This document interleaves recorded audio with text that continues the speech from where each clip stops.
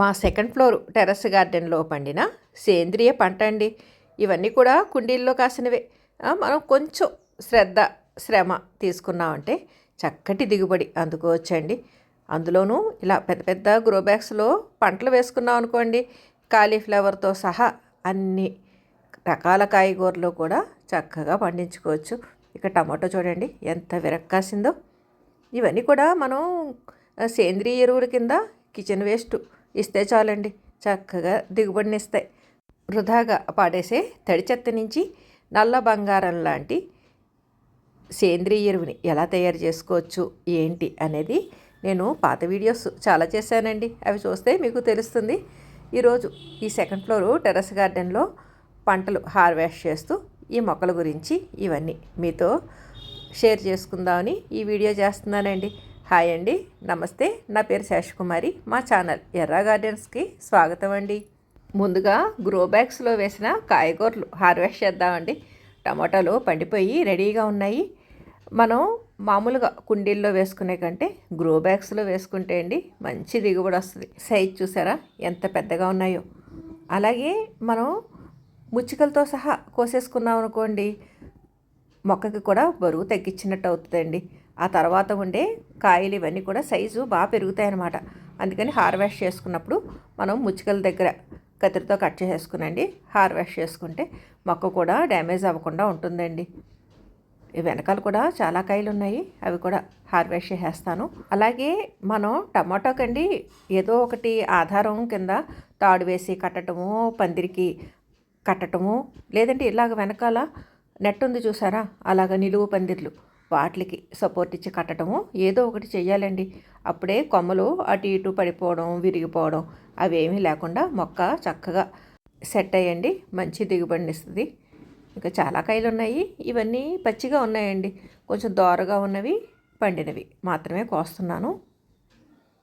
ఇటు పక్కన వంకాయలు ఉన్నాయండి, పొడవు వంకాయలు అనమాట. అవి కూడా హార్వెస్ట్ చేసేస్తాను. గుత్తులు గుత్తులుగా కాస్తుందండి, మంచి దిగుబడి వస్తుంది ఈ వంకాయ. ఒక్కొక్క పెద్ద గ్రో బ్యాగ్కి ఒక్కొక్క వంగ మొక్కే ఉంచానండి. ఇటు పక్కన కాలీఫ్లవర్ ఉంది, ఇది కూడా హార్వెస్ట్ చేసేస్తాను. ఈరోజు మెగా హార్వెస్ట్ అనమాట. ఒకటే రోజు చాలా రకాల కాయగూరలు హార్వెస్ట్ చేస్తున్నాను. ఒక్కొక్కసారి అంతేనండి, ఒక్కసారిగా దిగుబడి వచ్చేస్తుంది. మనం లేట్ చేస్తేనేమో అవి ముదిరిపోతాయి. అలా అవుతూ ఉంటుందండి. సేంద్రియ పంట మనకి వారం రోజులు కాదు కదా, 10 రోజులున్న టేస్ట్ ఏమీ పోదండి, చక్కగా ఉంటాయి. ఇదిగోండి కాలీఫ్లవర్ వేరుతో సహా పీకేద్దామన్నా రాలా, వేరు ఉండిపోయింది, అంత బలంగా నాటుకుపోయిందండి.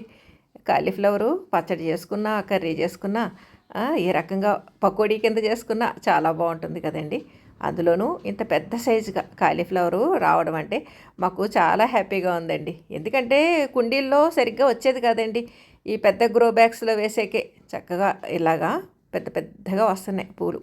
ఎటువంటి చీడ లేకుండా చాలా హెల్తీగా ఉందండి. ఇక మిగిలిన కాయగూరలు కూడా హార్వెస్ట్ చేయాలి కదా, ఇది పక్కన పెట్టేస్తానండి. ముల్లంగి కూడా తీద్దామా అనుకున్నాను కానీ అది ఈ మధ్య వేశానండి, అందుకని ఇక ముల్లంగి హార్వెస్ట్ ఏం చేయట్లేదు. ఇక చిక్కుడుకాయలకు వద్దామండి. ఈ చిక్కుడు పాదు మేము వేయకుండా వచ్చిన మొక్క అండి. అంటే ఇదివరకు 365 డేస్ చిక్కుడు 20 లీటర్ల పెయింట్ బకెట్లో ఉండేదండి. ఆ విత్తనం పడి లేచిందనమాట మొక్క. సరేలేని వదిలేశాను. ఇది కూడా చక్కగా మంచి దిగుబడిని ఇస్తుందండి. పెద్ద గ్రో బ్యాగ్లో వేసాం కదండి, దాంతో చక్కగా సారం అంది బాగా వస్తున్నాయి కాయలు. అవి గుత్తులు గుత్తులుగా కాస్తుందండి.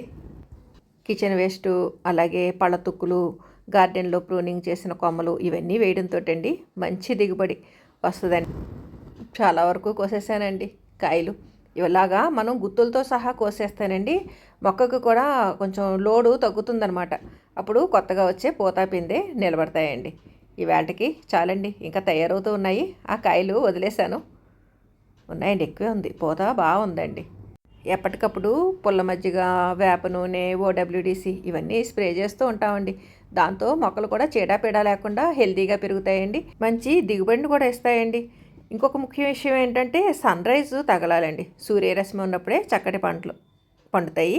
కాబట్టి ఎండ తగిలేలాగా మొక్కలు పెట్టుకుంటే మనం మంచి దిగుబడిని అందుకోవచ్చండి.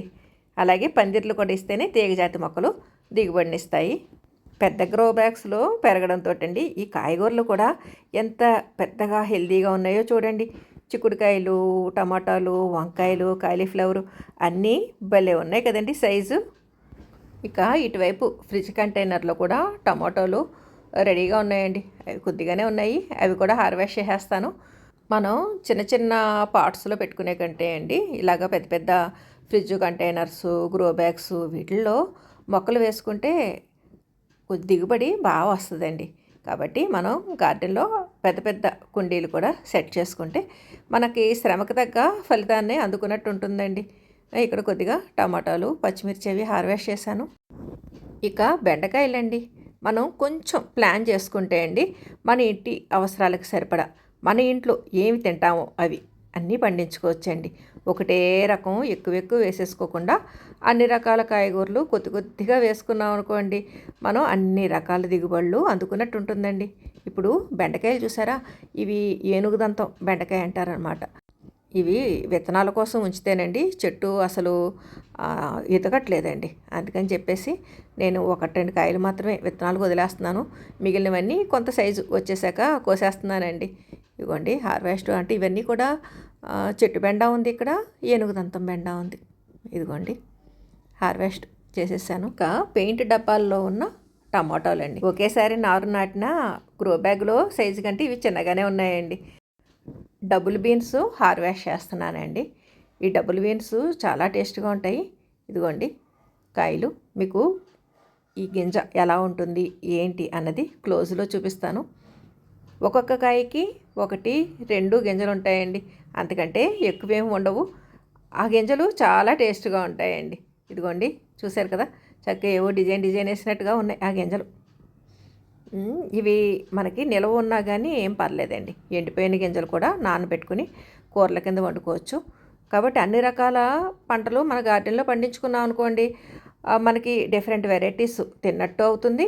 ఇటువంటి కాయలు అయితే కనుక అంటే ఈ డబుల్ బీన్స్, అనపకాయలనే ఉన్నాయి, అవి కూడా చూపిస్తాను. ఇటువంటివి మనకి అన్ సీజన్లో ఆ గింజలు నానబెట్టుకునండి కూర వండుకోవచ్చు. డబుల్ బీన్స్ హార్వెస్ట్ చేసినవన్నీ ఒక్కొక్కటిగా తీసుకొచ్చి ఇక్కడ పెడుతున్నానండి. ఇక నెక్స్ట్ అనపకాయలు. ఈ అనపకాయలు కూడా మనకి డబుల్ బీన్స్ లాగే ఉంటాయి. డబుల్ బీన్స్ లాగే ఈ అనపకాయలు కూడా గింజలు అన్ సీజన్లో నానబెట్టుకుని వంటల్లో ఉపయోగించుకోవచ్చండి. ఇక్కడంతా కూడా డ్రాగన్ ఫ్రూట్ ఇవన్నీ వేసామండి, అందుకని మీకు చూపించడానికి కూడా కష్టమే. ఈ సంచిలో కోసుకుని వచ్చేస్తున్నానండి కాయలు మొత్తం. ఇదిగోండి ఎన్ని కాయలు వచ్చినాయో. ఎండిపోయిన కాయలు విత్తనాలు ఉంచుకుంటే పచ్చికాయలేమో ఇప్పుడు వంటల్లో వాడేసుకోవచ్చండి. ఆనపకాయలు అయిపోయినాయి.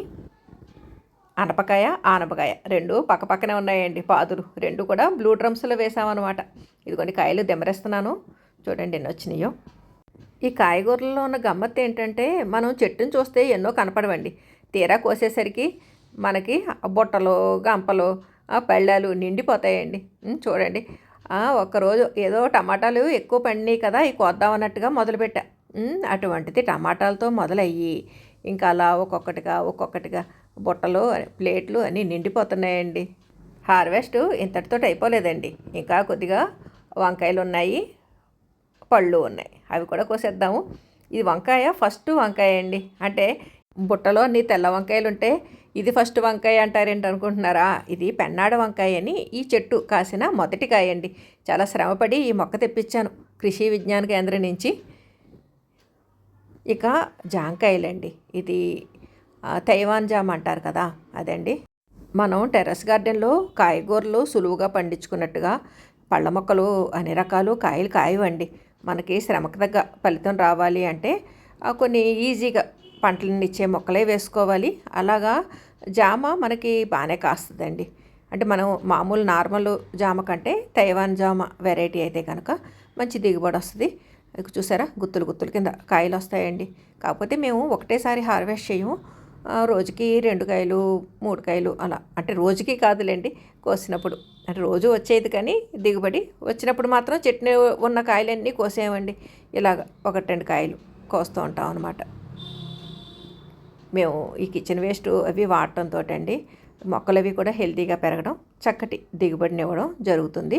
మనం ఎలా తయారు చేయాలి, ఆ కిచెన్ వేస్ట్ కంపోస్ట్ కింద ఎలా మార్చుకోవాలన్నది నేను చాలా వీడియోస్ చేశాను. ఆ వీడియోస్ చూస్తే మీకు తెలుస్తుందండి. ఇక ఫైనల్గా స్టార్ ఫ్రూట్స్, నక్షత్ర ఫలాలు. ఈ నక్షత్ర ఫలాలు హార్వెస్ట్ చేస్తే ఈరోజు హార్వెస్ట్ పూర్తయిపోయినట్టేనండి. ఆ కాయల సైజు చూసారా ఎంతంత పెద్దగా ఉన్నాయో. దీంట్లో స్వీట్ వెరైటీ ఉంటుందండి, పులుపు వెరైటీ ఉంటుంది.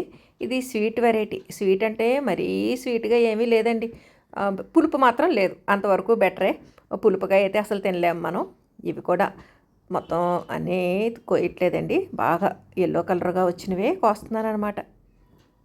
ఇదండి ఈరోజు హార్వెస్ట్. సెకండ్ ఫ్లోర్ టెర్రస్ గార్డెన్లో కోసిన పళ్ళు, కాయగూరలు ఇవన్నీ. ఇంకా ఆకుకూరలు, పూలు ఇవన్నీ ఏమి హార్వెస్ట్ చేయలేదండి. ఇంతవరకు చేసేసరికి ఈ పొట్లన్నీ నిండిపోయినాయి. అన్నట్టు కాలీఫ్లవర్ వెనకాలకు ఉండిపోయిందండి. ఎప్పుడు అలాగే అవుతుందండి. ఈ కాలీఫ్లవర్ ఏమో జాగ్రత్తగా పక్కన పెడతాను, హార్వెస్ట్ చేసినప్పుడు అన్నీ ఒక చోట పెట్టినప్పుడు కాలీఫ్లవర్ మర్చిపోవడం జరుగుతుంది. చూశారు కదండి ఈరోజు ఆర్గానిక్ పంటలు, సేద్యం అని చెప్పాలేమో. ఈ పంటలన్నీ కూడా ఎటువంటి కెమికల్స్ లేకుండా పండించడంతో అండి ఆ వంటలు కూడా రుచిగా ఉంటాయండి, మనకి నిలవ కూడా ఉంటాయి కాయగూరలు అవి కూడా. మరి ఇలాగా మనం తక్కువ ఖర్చుతోటి పెద్ద పెద్ద సిమెంట్ మళ్ళు అవి కూడా ఏమీ కట్టకుండా ఈ ఫ్రిడ్జ్ కంటైనర్స్, గ్రో బ్యాగ్స్ వీటిల్లోనే చక్కగా పంటలు పండించుకోవచ్చండి. మనం వంటింటి వ్యర్థాలని ఎరువుగాను మార్చుకోవచ్చు. చూశారు కదా ఈ వీడియో మీకు ఉపయోగపడుతుందని భావిస్తున్నాను. ఈ వీడియో పైన మీ అభిప్రాయాలు కామెంట్ సెక్షన్లో తెలియజేయండి. సర్వే జనా సుఖినో భవంతు. Please like, share and subscribe my channel.